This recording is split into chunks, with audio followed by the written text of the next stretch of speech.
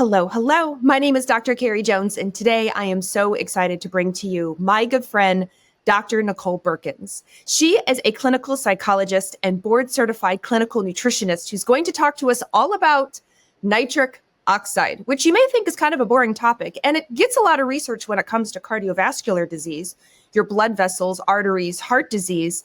But what got my interest was that she told me that they were working on a pilot study where they took nitric oxide products that come from food and found that it was greatly improving sexual response and sexual health. If you think about it, when it comes to blood flow to certain areas, it has to be healthy. Otherwise, those certain areas aren't going to get the blood flow that they need. Now, we seem to know this pretty well in men and when it comes to their sexual health, but we hadn't evaluated this very much when we looked at women.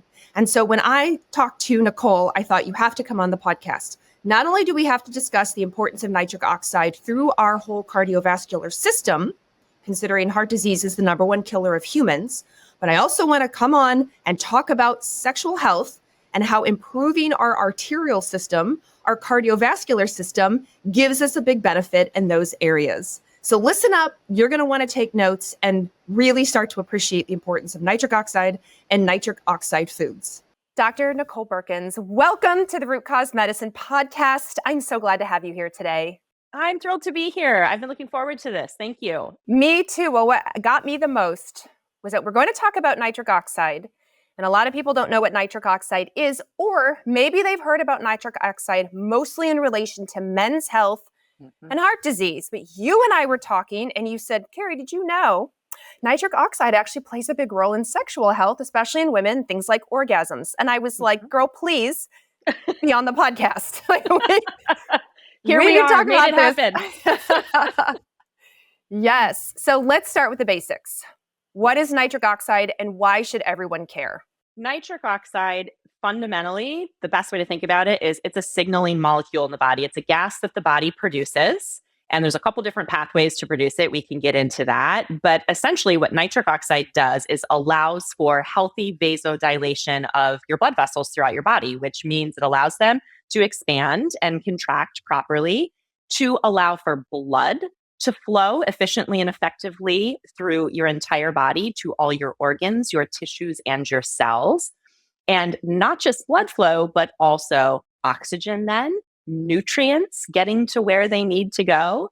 And when we think about detoxification, we are thinking about lymph flow. So nitric oxide is really about flow in the body. It's about allowing things to flow freely, the way that they're supposed to, the way that they do when we're younger. And then we tend to lose that as we get older so that we can get healthy levels of oxygen and nutrients to all of our cells where they belong. And it's something that we kind of take for granted. We don't think about. This is not a molecule that we really spend much time thinking about unless you're maybe like a hardcore athlete. Maybe you've heard about it, or like you said, certain men's health conditions, they talk about nitric oxide, but it's actually fundamental to everything in health and wellness, because if we don't have good blood flow, we don't have good oxygenation and nutrition getting to us literally on a cellular level, not a whole lot else matters, right? So when we think about it in that way, nitric oxide becomes really foundational for everything else that we might do for our health and wellness.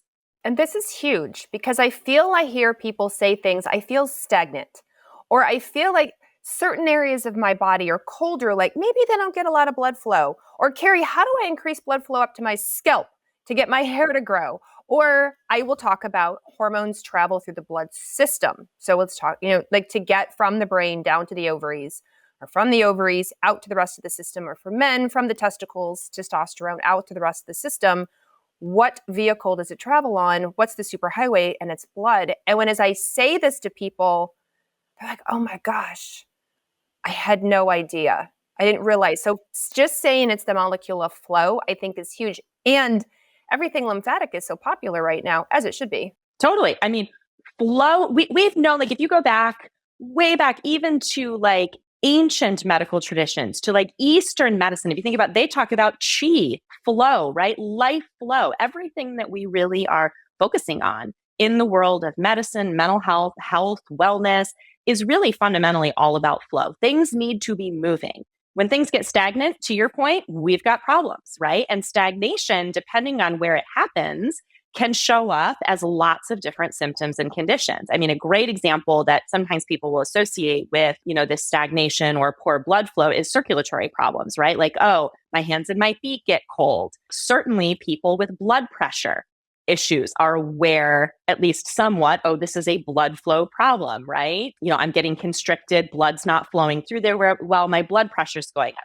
Certainly we think about that in terms of cardiovascular issues. But to your point, this flow, blood flow, lymph flow is necessary for every single function in our body to work properly. And it's interesting because, I came into the realm of nitric oxide relatively recently as a specific focus area last year.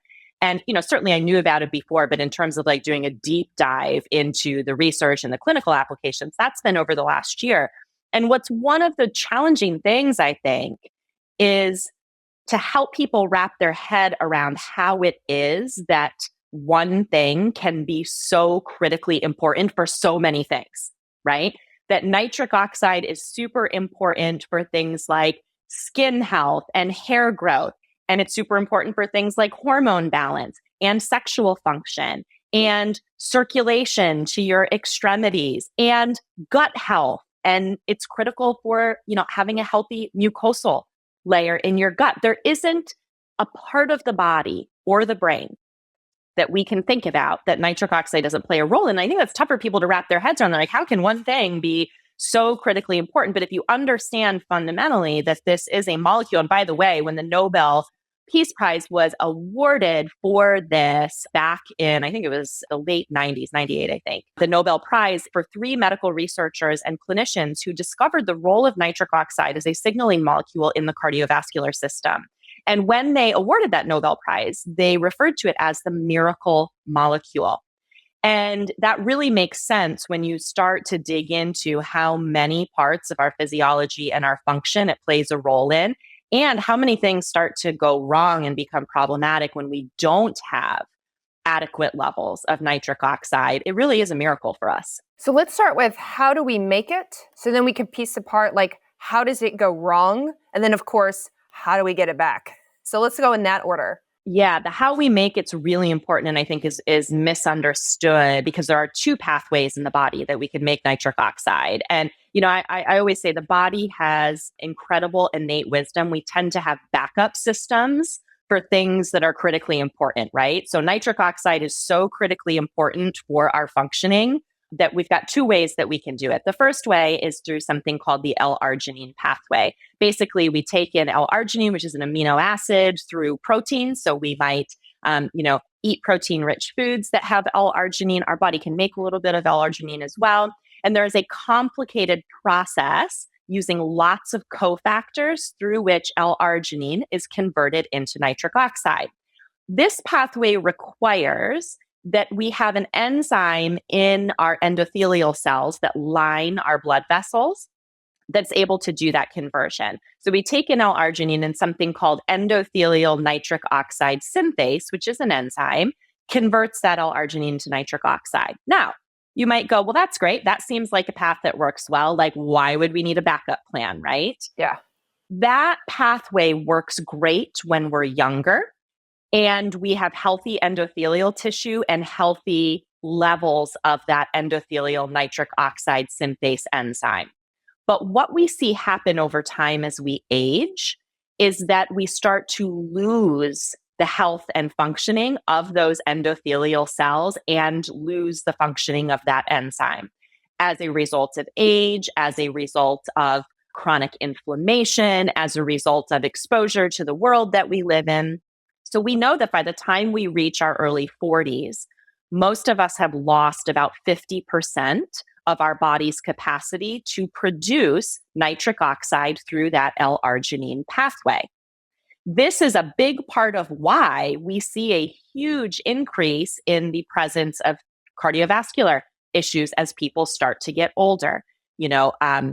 Elevated blood pressure and things like erectile dysfunction being some of the initial red flag warning signs of all is not well in the endothelial system here, and it directly links back to this reduction in nitric oxide levels. So the great news is we've got a backup system, and not even a backup system, a second way that the body can produce nitric oxide, and that's through something called the nitrate pathway. Nitrates are things that we take in through food, dark leafy greens, nitrate-rich veggies like spinach and bok choy and arugula, beets, those kinds of foods are high in nitrates. Our body takes those nitrates in. If we have a healthy oral microbiome, we've got special probiotic bacteria in our oral microbiome that converts those nitrates in our food into something called nitrite. And we swallow that nitrite into the acidic environment of our stomach, and it gets converted into nitric oxide gas. So we've got this elegant nitrate pathway through dietary nitrates, things that we consume in our diet, that the body can produce nitric oxide. That pathway works throughout the lifespan. Whether you're 2 or 102, your body can take nitrates and produce nitric oxide. One of the challenges around that, though, is how many people, especially in America, are eating a very nitrate-rich diet, right? Not a lot of people are consuming a lot of nitrates every day. And so that's where we get this compounded effect then by the time we reach middle age of that first pathway is no longer that efficient or effective.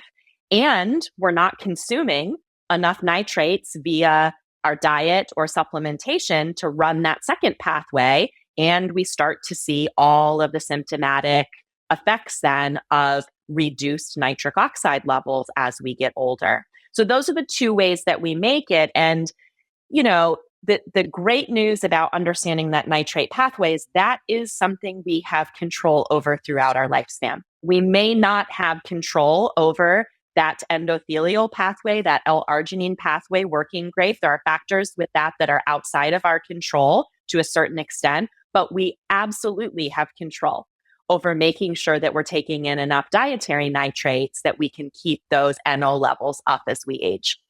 Now, when we're doing just math percentages, so when you are young, you have 100% function of the one pathway. Yes. And 100% function of the other pathway. Mm-hmm. By the time you hit your 40s, you're about 50% of the one pathway. So now you're going from 200% to about 150 or less, yes, depending on your health.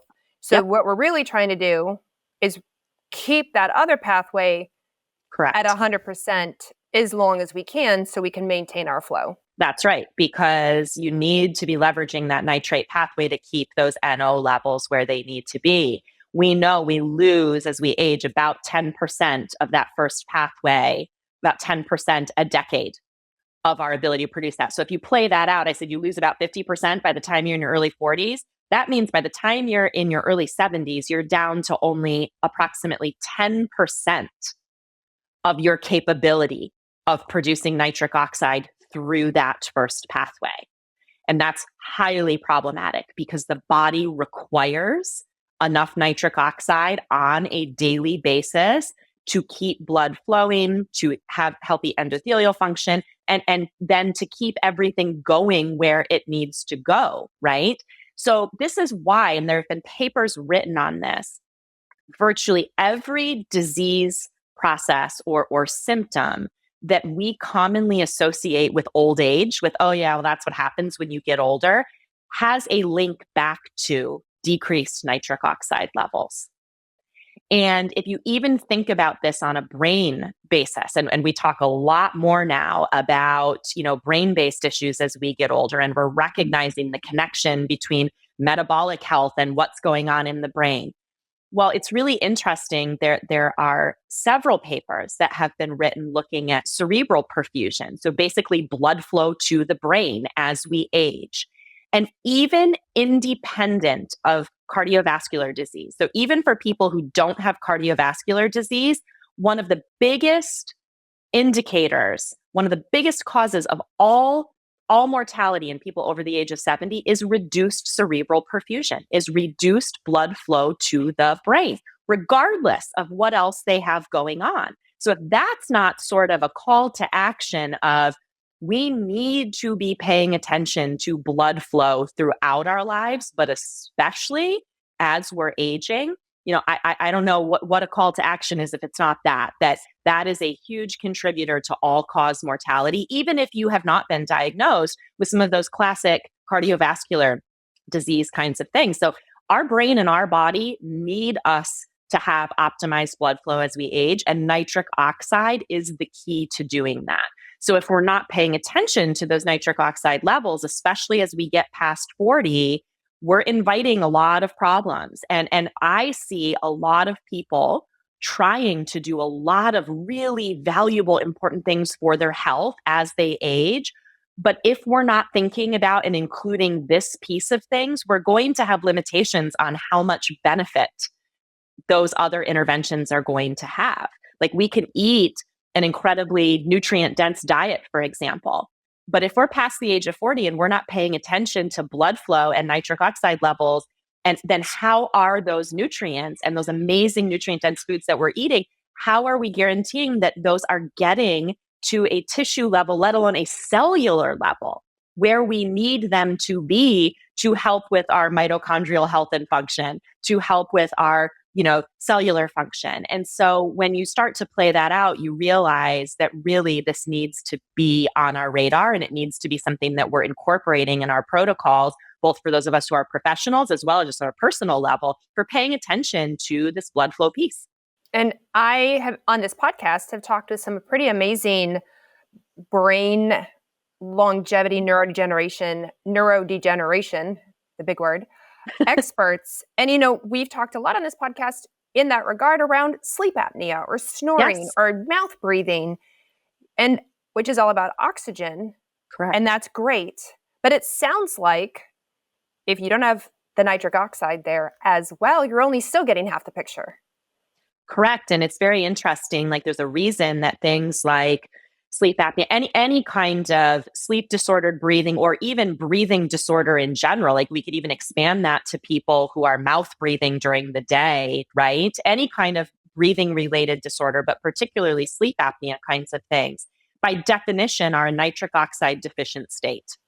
And that becomes a cycle that one fuels the other, right? So you're having these apneic kinds of episodes, of sleep disordered breathing, this breathing through the mouth, that automatically decreases your nitric oxide levels. Why?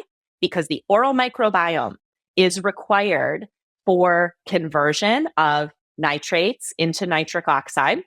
And now you're going to have a dysbiotic oral microbiome because you're breathing through your mouth during the day or at night. So that compromises your nitric oxide production through that pathway. Most people, by the time they are having those sleep apnea issues, whatever, are now, in their 30s, 40s, or beyond. So they're compromised with that first pathway.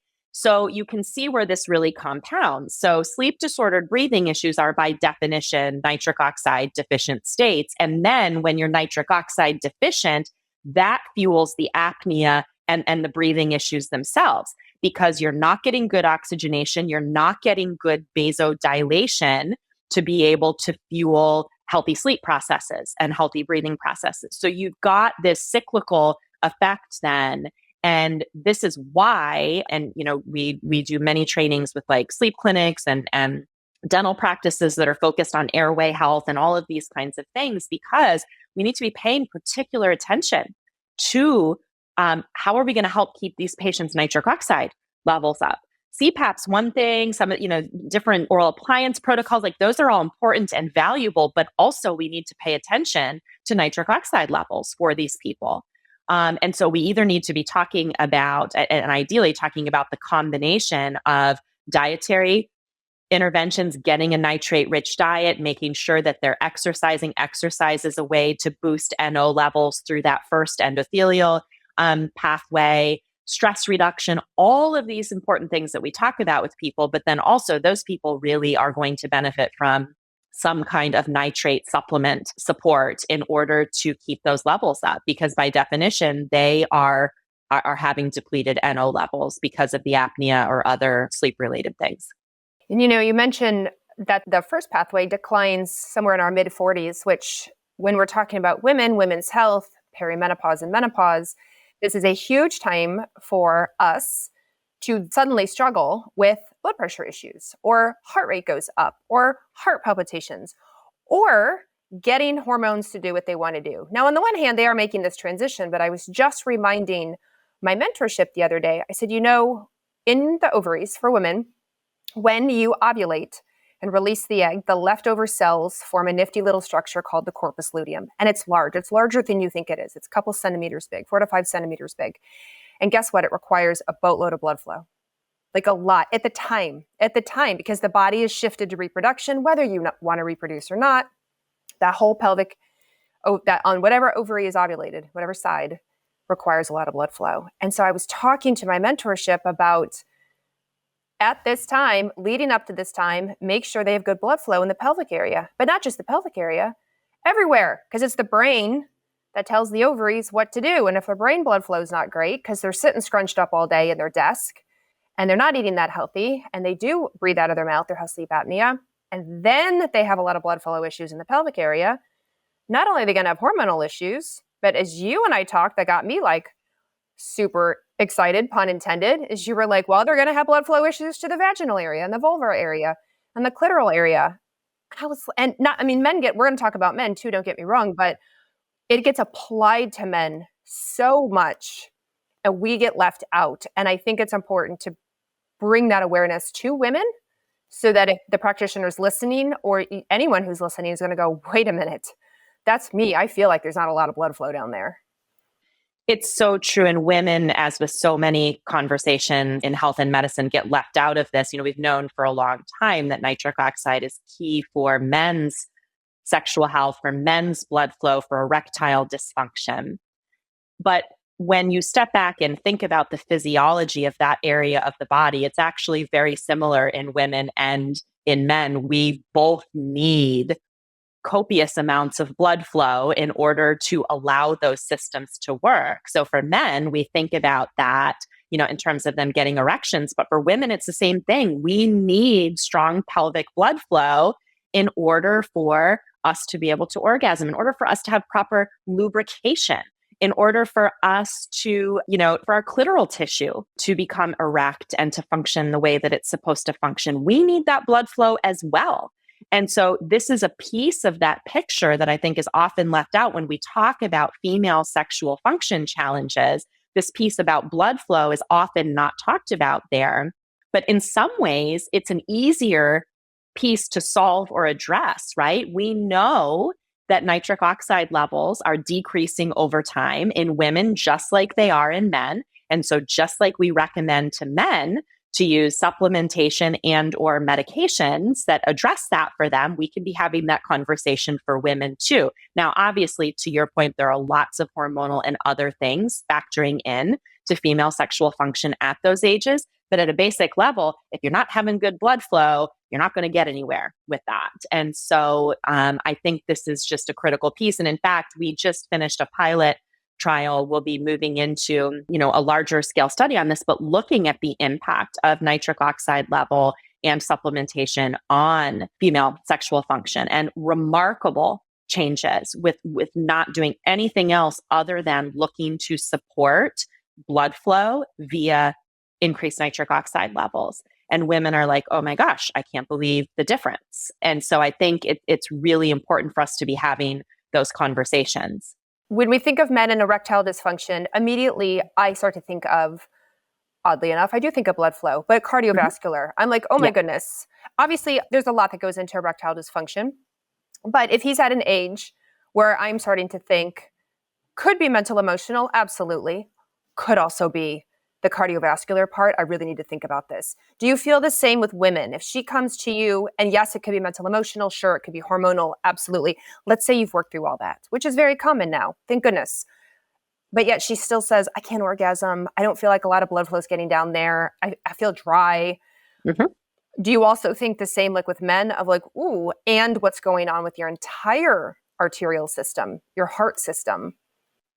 We absolutely need to be thinking about that. And I would say even closer to the outset of that conversation, like yes, to working on identifying all the many factors that can go into that. But one of the first things that we should be thinking about is, what are those symptoms telling us about what's going on in the bigger picture of this woman's cardiovascular system?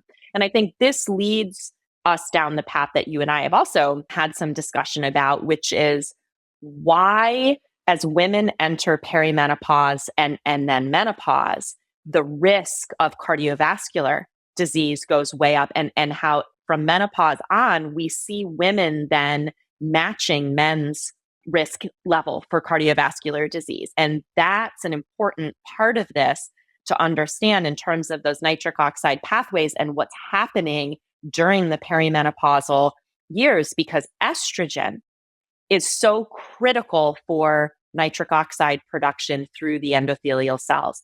Estrogen is a major trigger. It triggers the release of nitric oxide in the blood vessels through that endothelial nitric oxide synthase pathway.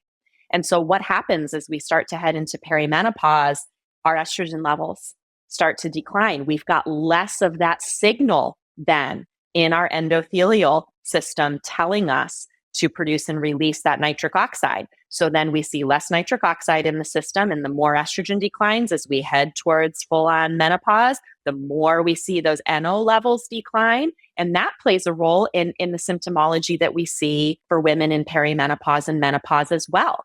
You know, we say, oh, these are things related to hormones. Well, yes, in the big picture, yes, it's all related to hormones. But when we look mechanistically at what's happening there, estrogen is a key driver for nitric oxide production. When that declines and we don't have as much NO in the system, we start to experience many of the symptoms that we associate with perimenopause and menopause as a result of decreased nitric oxide.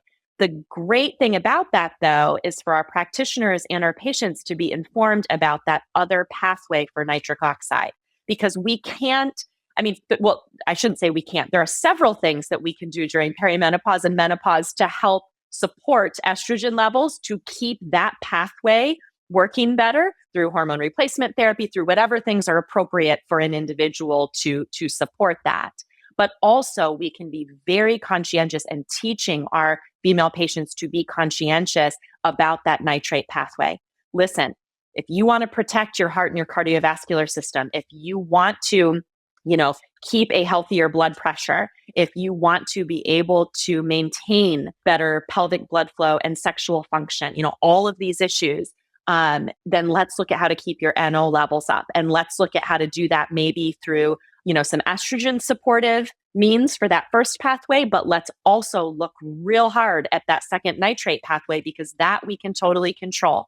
So let's look at your diet. Let's look at supplementation for that. Let's make sure that as you're going through this life transition, that we are keeping your nitric oxide levels up so that you're not at risk for all of those more serious things down the line. And before we get into that nitty-gritty, is there a test? Obviously the symptoms, a lot of people are probably listening to this going, check, check, check. Gosh, that sounds like me. But is there a way to more obviously say, yes, you have nitric oxide problems. Let's address this. Yeah. The people say, well, how do I measure my nitric oxide? Yeah. Well, fundamentally, we cannot directly measure nitric oxide because it is a gas that dissipates within milliseconds in the body. So we have two ways that we can do that. One is through blood testing for nitrates and nitrites in your blood. But the easier way is we actually have a 10-second saliva test that people can use in their practitioner's office. They can use at home. You just stick it on your tongue for 5 seconds and get it wet. You pinch the ends together. And then within another 5 seconds, you'll have a color chart that you can compare to that will give you a sense of where your nitric oxide levels are. What we're measuring there is the amount of nitrite in your saliva, which is a research-based proxy or sort of substitute measurement for looking at NO directly, which we can't do in the body. So we say, okay, if you've got decent levels of nitrite in your saliva, that's a really good indication that your nitric oxide levels are sufficient in your body. But if you're like the vast majority of people who we test, I was too, you are low or you are just flat out deficient. Like that strip is not turning color. What that's telling you is there's some work to do there. You do not have sufficient levels of nitric oxide in your body. And again, people sometimes are embarrassed, especially practitioners, when we go to events or I'll teach classes or things, and they'll be like, oh my gosh, I'm so embarrassed, I'm low. And I'm like, look, this is most of us. This is most of us, especially if we are practitioners over the age of 40. right? And it's like, the good news is there are some real specific things we can do. It's a very correctable issue. I think it's also very powerful for practitioners, but especially patients, to see that level. When we can see something right in front of us, it motivates us to take action on it, right? And there's so few things in medicine or nutrition that we can have a tangible thing to say to somebody, here's where you are. And so the great thing is, like, using the nitrate supplement that we have, people can take 2 capsules of that supplement. They can test their saliva again 90 minutes to 2 hours later, and they can watch that level increase and go, okay, this is showing me that this is important. And this then motivates me to make changes in my diet, to eat a more nitrate-rich diet, to take my supplementation. How often, Carrie, people said to you, I mean, this said it to me in practice all the time, like, well, I'm taking all these things, I don't know if it's working. Like, I don't know. Yeah. And this is something with nitric oxide supplementation support that we can show people, like, this is working. You can see the test strip change, and that tells you that your body's able to use that nitrate and convert it into nitric oxide. And that is supporting then your system to be able to have good blood flow, good lymph flow, to get everything where it needs to go and keep your cardiovascular system and your brain and everything else healthy. For those who are listening and not watching, I absolutely raised my hand. Nicole, God bless her, she sent me the test strips ahead of this podcast and said, hey, and I've never tested before. I've never tested my nitric oxide in all the conferences I've attended. And I thought, sure, I'll test this. It'd be a lot of fun. And sure enough, I had registered a very, very low, non-existent level. And that was me. So that's why I asked her about testing, because I was definitely one of those practitioners who, if you had asked me off the cuff, do you eat the foods you mentioned earlier? I would have said, sure, sure, I eat those foods. Yep. Maybe not every day, but sure, I definitely get those into my diet. And yet still, I'm a woman in her mid to late 40s. Yep. Therefore, my pathways not as great as they used to be. Well, and I think something important about food too, because we'll sometimes have people who are like, oh my gosh, I eat a huge amount of those foods. One of the challenges for all of us in today's world is we don't actually know what the nutrient content of foods is, right? And so there have been some interesting studies done comparing nitrate-rich foods grown in different parts of the US. And there's such wide variation in how much nitrate is actually in those foods, right? So like beets or arugula grown in Chicago versus California versus Texas versus New York, you've got total variance in that. And so at this point, and it's just an unfortunate reality of the world we live in, for so many things, nitrates included, we can't 100% count on, even if we're eating a quote unquote, ideal nutrient dense diet, we can't count on getting enough of some of those things from our diet. And nitrates are one of those things, which is why I always in my practice, for 27 years took a food first approach, but also recognizing that for most people, we're going to need to supplement some things because we're just not going to get enough through food. And so nitrates are definitely one of those things. So speaking of list of nitrates, let's get into the granular. What can people do to improve their nitric oxide levels? Yeah. So there are several things, and none of these things will sound surprising. People will be like, well, wait, those are all the things that we tell people to do or that I know I should do. Yes. When we really drill down to like what's important for supporting health and wellness, it's kind of all the same things. But specific to nitric oxide, certainly eating a nitrate-rich diet and a diet where we're getting enough protein, right? So the protein piece helps run that first pathway with the L-Arginine, and certainly as we age, the nitrate piece. So as I mentioned, and on our website, we've got lots of lists of foods and things as well. But, your beets, your arugula, your Swiss chard, your spinach, your bok choy. Now, I'll just say a little something here, because I know that there's some people listening who will be like, oh my gosh, you just listed off like a lot of high oxalate foods. What about people with oxalate sensitivities? And this does become a real problem. I think personally, based on my reading of the research, I think there's some people making a much bigger deal. Like there's a lot of people running around thinking that oxalates are like horrible for them when I'm not sure that that's true, but certainly we know that there are people who are sensitive to them and need to reduce them. So, but this is the bind you get into when we put people on low oxalate diets. What we're doing is automatically cutting them off from the supply of nitrates that they need to produce nitric oxide. So, I've been doing a lot of educating about for people who need to be on a low oxalate diet, they need to be supplementing. They need to be supplementing with dietary nitrates in a low oxalate form. A lot of the products out there leverage a ton of beets to give you your nitrates. Well, if you have oxalate sensitivity, then that becomes problematic. And that's one of the reasons why our formula is formulated the way it is to be very, very, very low oxalate, like anybody can tolerate.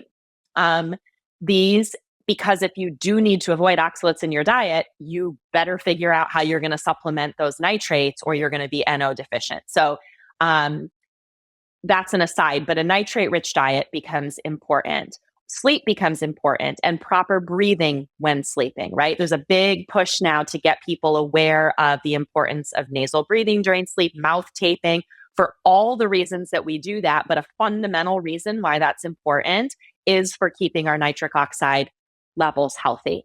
And so addressing sleep disordered breathing issues, exercise is important. I tend to clinically, I've always used the word movement because exercise is a dirty word to so many people. I'm like, move your body, right? Move your body.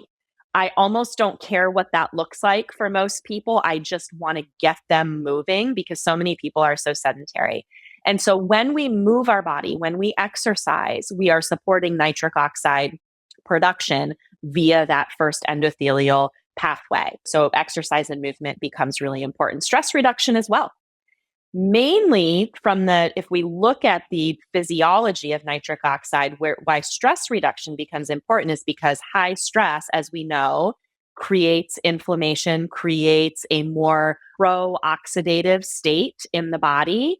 And that is not good for nitric oxide levels. When you've got high stress and a pro-inflammatory, oxidizing kind of environment, not only are you depleted in cofactors that allow you to produce nitric oxide, but you're also creating a systemic issue then with NO pathways being able to function properly. And you can actually get situations where you get, we don't need to get into the conversation about all the enzymes related to various types of nitric oxide, but anything that's driving inflammation is going to be problematic. So that's why all the things we talk about with people, anti-inflammatory diet and exercise and sleep and keeping your stress level down, that becomes important for NO as well. So all the basics that we want people doing are important for all the reasons we usually talk about. And now you can add nitric oxide levels to that list, especially as we age. I think also for women,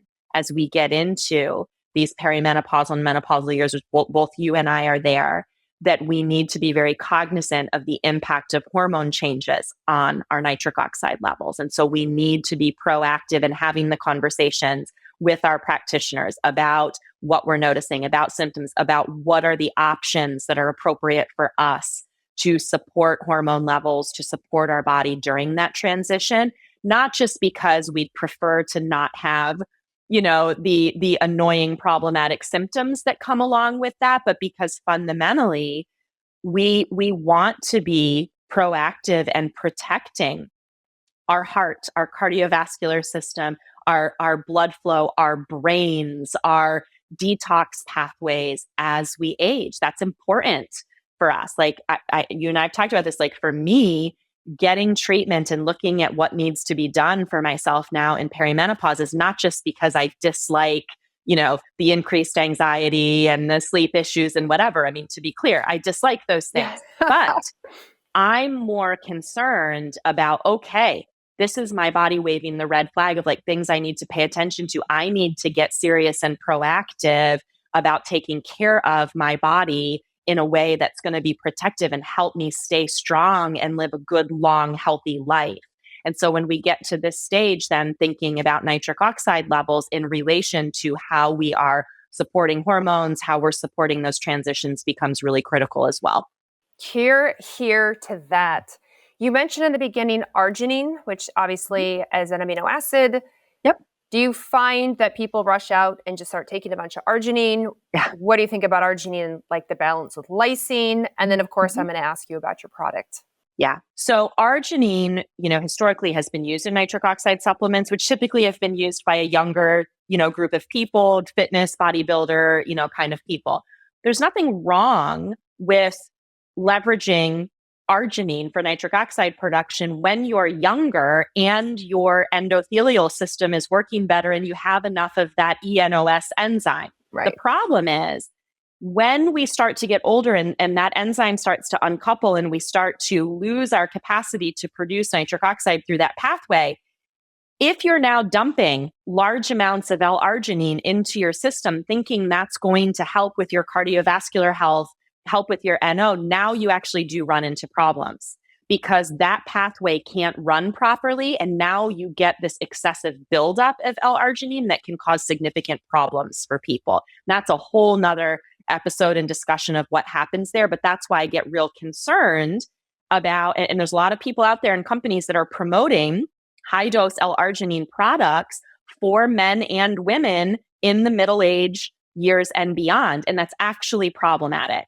And so if you're going to do a supplement to support nitric oxide levels when you get past your mid 30s and beyond, you really want to be looking at a nitrate supplement. It's not that some L-Arginine is bad, but if you're eating a protein-rich diet, you're getting it there. If you can do a little supplementation, that's fine to do. But I get real concerned, and the data bears out concerns about these large doses of L-Arginine supposedly to support your cardiovascular health, with people not understanding that the pathway that utilizes that is not functioning optimally. And so what happens to a load of L-Arginine in the system when that pathway can't run it? Well, it's clogging things up. It's creating issues. So I think that is really important for people to be thinking about, which is why, nitrate supplementation becomes so critical. I will touch on one more just quick thing. It occurs to me that I did not mention when you said, what are practical things that people can do? Oral health becomes a critical part of this conversation. Yes, I was going to ask you. So, and that could be like a whole nother podcast topic, but your oral microbiome needs to stay healthy and intact. You want that for a variety of reasons. Most people are spending a lot of time and energy thinking about their gut microbiome and healing their gut, which is critically important. But we forget that the oral microbiome is actually the start of the gut microbiome. And a lot of people are not paying attention to what's going on here in the oral cavity. So it's important for lots of reasons, but specific to nitric oxide, I mentioned for that nitrate pathway, we need a healthy oral microbiome to convert those nitrates into nitrite.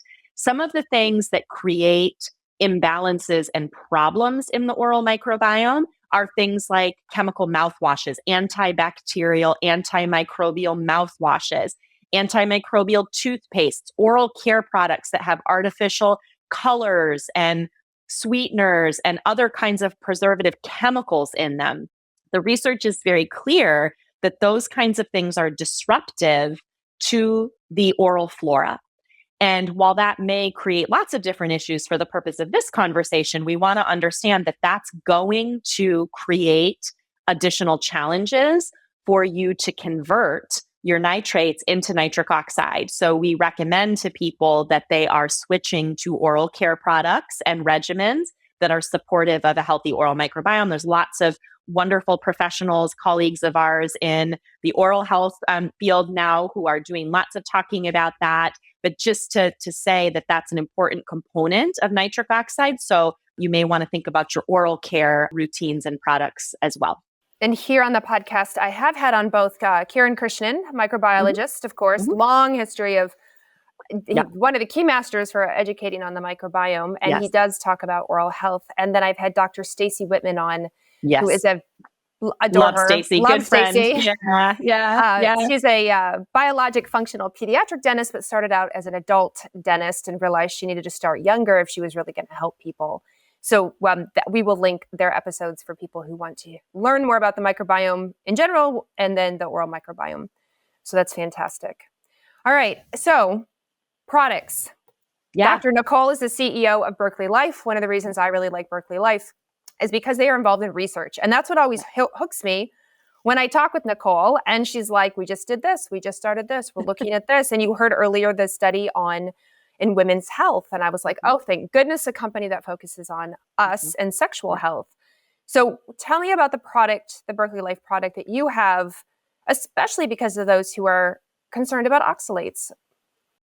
Absolutely. And it's really quite simple. And I could have taken some, but I'll just show the box here for people who are watching. So we actually have this new kit, this daily foundation kit that includes both the test strips and the foundation supplement.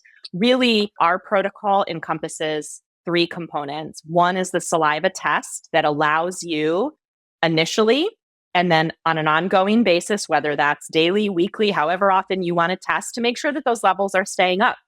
That's important for those of us going through life transitions like perimenopause. If you tend to have a lot of stress, if you've had illnesses, it's good to just check on a fairly regular basis to make sure that your levels are staying where they need to stay. These products and test strips can be used for children as well as adults. So that's a great thing.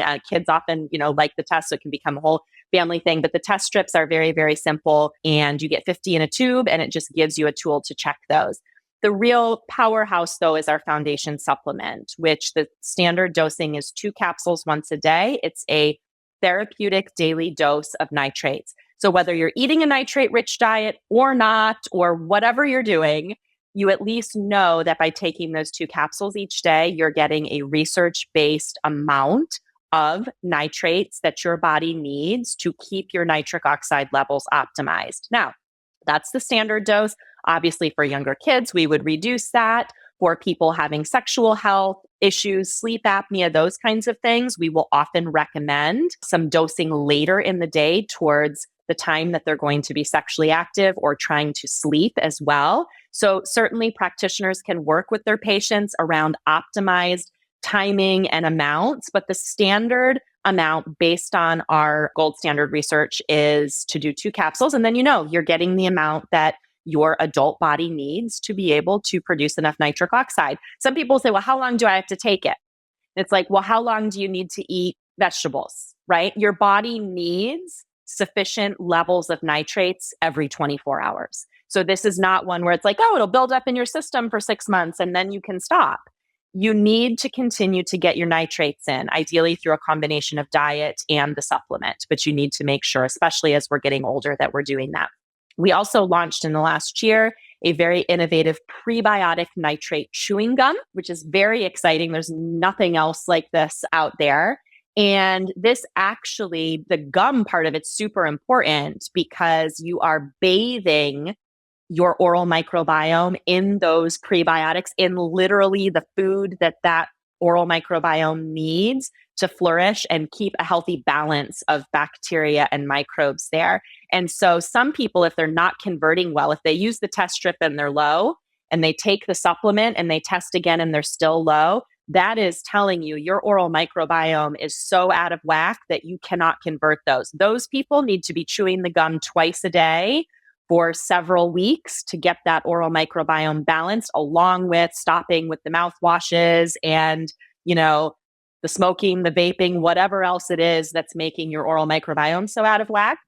But the gum is also great for all of us to keep that oral microbiome healthy. I chew 1 piece every day. That's kind of our standard recommendation. If you're converting well, gives you a little extra dose of nitrates, but it helps keep that oral microbiome nice and healthy, keeps the pH of your mouth where it needs to be, helps support healthy saliva production. It's immune supportive because it's keeping that oral microbiome nice and balanced, which a lot of people don't realize is critical for first line of defense for pathogens. So your nasal cavity and your oral cavity. So that's really it. Pretty simple. We've got a test. We've got a foundational supplement that you take daily, and then we've got the gum to keep the oral microbiome balanced. It's really a simple protocol, easy to incorporate, forms a foundation for all the other things, that we're doing to support our health and wellness. This is amazing. Where can people go to learn more? So berkeleylife.com. And I'll spell it. It's BERKELEY. Sometimes people forget the other E, berkeleylife.com. And they can find out whether you're a practitioner or a patient. You can get lots of education, more in depth, around what we've talked about today, and also more detailed information about the products and how you can use them with your patients, or if you're a patient yourself, how you can incorporate those. Fantastic. Dr. Nicole Beurkens, thank you for coming on the Root Cause Medicine podcast. This has been absolutely enlightened. I hope everybody is all ready to take care of their flow through their whole body. So thank you for coming on. Thank you for having me. This was fun. Welcome to Rupa Health, the best place to order, manage, and track results from over 30 different lab companies in one single place for free. It's going to take you under 2 minutes to sign up, and you can order any functional medicine lab for your client in under 30 seconds.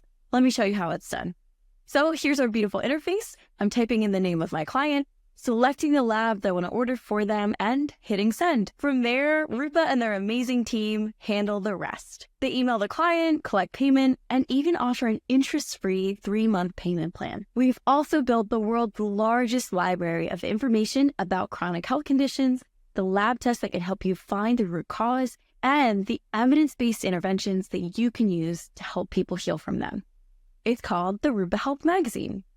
There, we have in-depth articles about almost any health condition you can imagine. And we give you step-by-step protocols that other clinicians have used to help their clients heal and that are verified by evidence-based sources. You should totally check it out, and it'll transform your practice. And we can't wait to see you. So make sure you sign up today at rupahealth.com.